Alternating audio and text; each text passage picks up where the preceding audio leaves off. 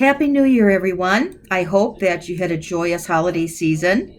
But now, starting tomorrow, it's time to get back to the books and moving forward in your quest to becoming nurse practitioners.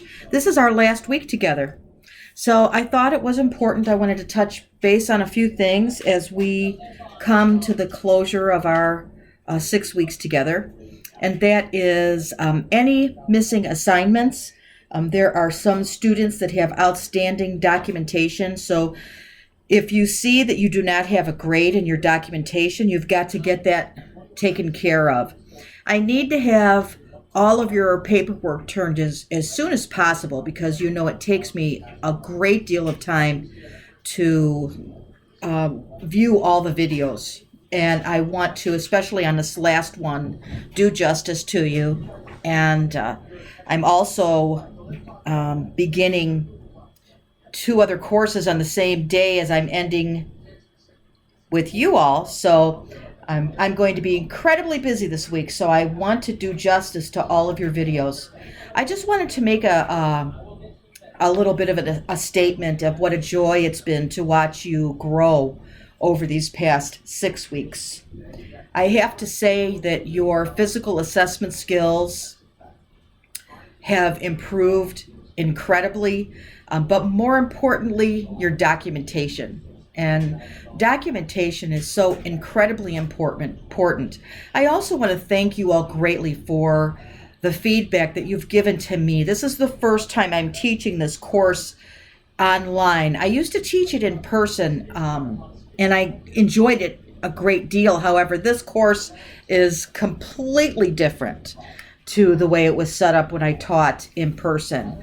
I think it's much better, actually, but I think it can be even better. So I am in the process of putting together some presentations to help guide on documentation and ICD-10 codes and things like that. So I really appreciate any feedback that I've gotten from you on those types of issues. And I know I'm very strict with documentation, but it is incredibly important. Your documentation, first of all, has to be done in a particular manner in order for you to get compensated by insurance companies for the care you provide. And it's like walking on a tight wire. You have to document enough so that you can bill appropriately, but you don't want to document too much so that it appears that you are overcharging for the services rendered. And that's something that you'll really find out once you start getting into clinicals and you watch how people code. When I look back on some of the coding, it just amazes me that providers are coding at such a high level when actually the visit, it was not that high. And you have to be very careful because periodically documentation is audited by government agencies. And if they find that you are not coding appropriately, the organization or the provider that you work for can suffer from really big fines. And we don't want to do that. Plus, documentation is a story. So you have to tell the story. You don't want to tell too much. Having been in administration before, I worked on many court cases, and I have discovered how important documentation is if any of these cases that you worked on ended up in front of a judge and jury. You definitely have to document enough to tell the story, but not enough to allow an attorney to manipulate your words into saying something that you had absolutely no intention of saying. I can remember well, I was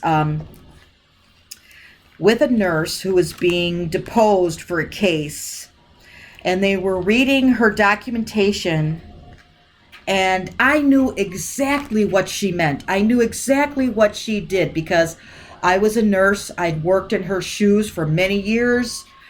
And I understood exactly what she was saying. But when you are in court, And if you have a jury, the jury has no idea. They have no medical background. The attorneys can take those words and turn them around to saying something that you had absolutely no intention of saying. So they're great manipulators. So that's one of the reasons I'm so strict with the documentation. But let's go ahead and see what we need to do on our week 6. So we start with our Reflecting God devotional and the overview. So primary care is the day-to-day health and illness care provided by a healthcare provider. Primary care begins with a focused or comprehensive assessment of the client. Typically, the provider is the first contact and principal point of continuing care for clients within the greater healthcare system. Primary care providers can be physicians, nurse practitioners, behavioral care providers, pharmacist, occupational therapist, physical therapist, registered nurse, clinical officer, and so forth. The World Health Organization views the provision of primary care as the foundation of any healthcare strategy. All patients with all types of acute and chronic physical, mental, and social well-being issues, including multiple chronic disease. A primary care provider must possess excellent assessment skills and a wide breadth of knowledge in many areas. So when you have a patient, if you're going to be, I do acute care. So my patients that are coming in, it's in an immediate care setting. I'm not I'm not initiating blood pressure treatment. I'm not initiating things like that. So that's what primary care is all about. Okay. Now, upon completion of this module, you'll demonstrate a comprehensive primary care physical examination. You'll document a health history, health risk assessment, and physical examination findings. Demonstrate a comprehensive primary care physical exam. Differentiate between normal, abnormal, and atypical. Document health history, health risk assessment, and physical examination findings. And here are your readings that will help you in the videos. I know we get a lot of bad reviews on the videos, I've been told. And I don't know. Let me know what you think of the videos. Because it's nice to have something to look at. I have a class of videos that I show to students that I think are better than maybe some of these. But now, here we have our assessment discussion, and then you've got your video and your video documentation, and then the exam problem list. Now, I take this as kind of like your final exam in this course, because you're not taking any exams. And in the discussions, just do it like you did last week. And let's go back. I don't necessarily think discussions are necessary for this course, but it is a requirement. So in the video, you're going to do all of the components in the video. Make sure that you look at the rubric. And this is a long one, so you get a lot of points for this one. And the one thing that I'm going to be adamant about is I can tell when you have something posted on the wall and you're looking at it when you're doing your exam. That's not allowed.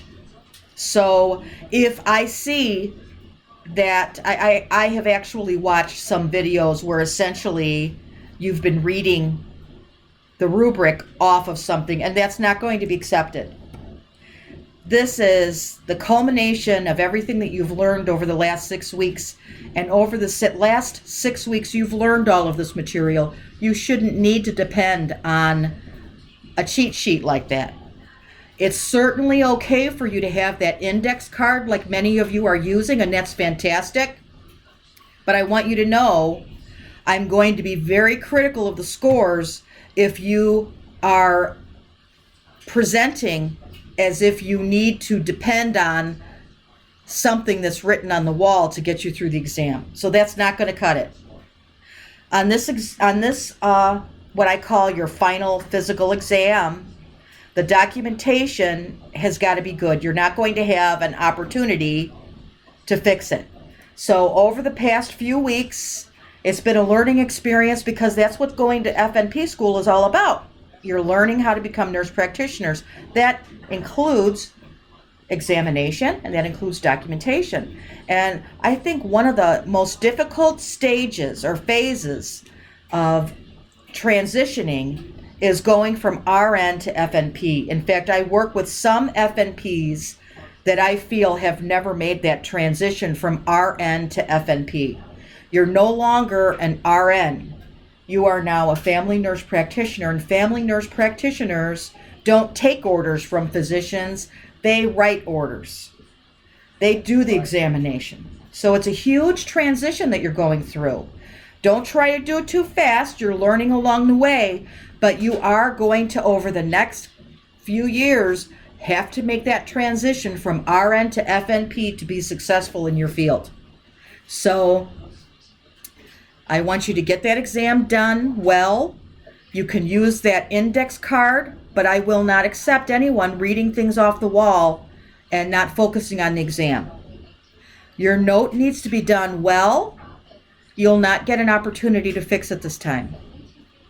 But I have to say, as I said earlier on, when I have really, it's just lightened my heart to see how everyone has expanded their role. Your documentation is so much better. It's so more comprehensive. Your exams are really, really well done for the most part. And this is going to make your first clinical so much easier. Believe me, the providers that you work with can tell someone who's prepared and someone who's not prepared.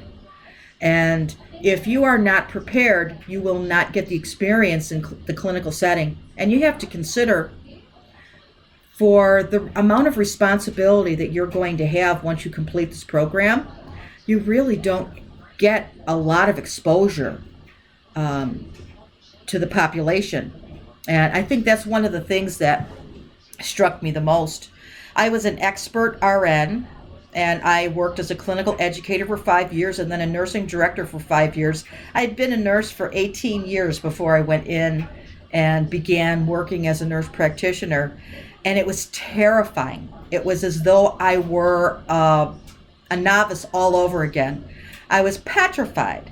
So understand that that's normal to feel that way. In fact, I would be a little concerned if you didn't feel that way.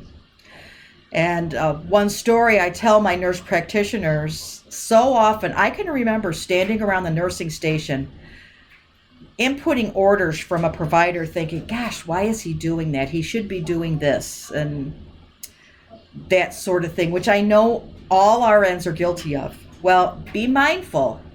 You're the one that's going to be making the orders now. So all of the RNs are may possibly be standing around the nurse's station saying, why did he do that? Or why did she do that? So you certainly want to get everything you possibly can out of your advanced practice education so that you can be more prepared when you get out there on your own and you have to make those decisions. So please, as usual, contact me through email. And it's been really crazy because since I was made full-time faculty, I have so many students emailing me daily that I'm finding that I'm missing some, which is really aggravating to me because that's one of the pet peeves for me. I like to stay up on all my email. So if I have not responded to the first email within 2 hours, I want you to email me again. If I do not respond to that one, please send me a text message. And in that text message, please tell me your name, your course number, and your course section. And then I will get back to you immediately. Even if I just say, I'm sorry, I'm in clinic right now, I'll have to get back to you after clinic. The one thing that I ask is please don't call me. I am in clinic often during the day, and when my phone rings, I don't recognize the number one. I often don't answer it. If I do answer it, I think it may be a patient, because I do give my phone number out to patients occasionally. And so it interrupts my whole flow. So don't call, text. All right? So I know I was a little long-winded today, but I wanted to make sure that I was clear on all the expectations of this week. And hang in there. You're almost done with this course, one step closer. Have a good night.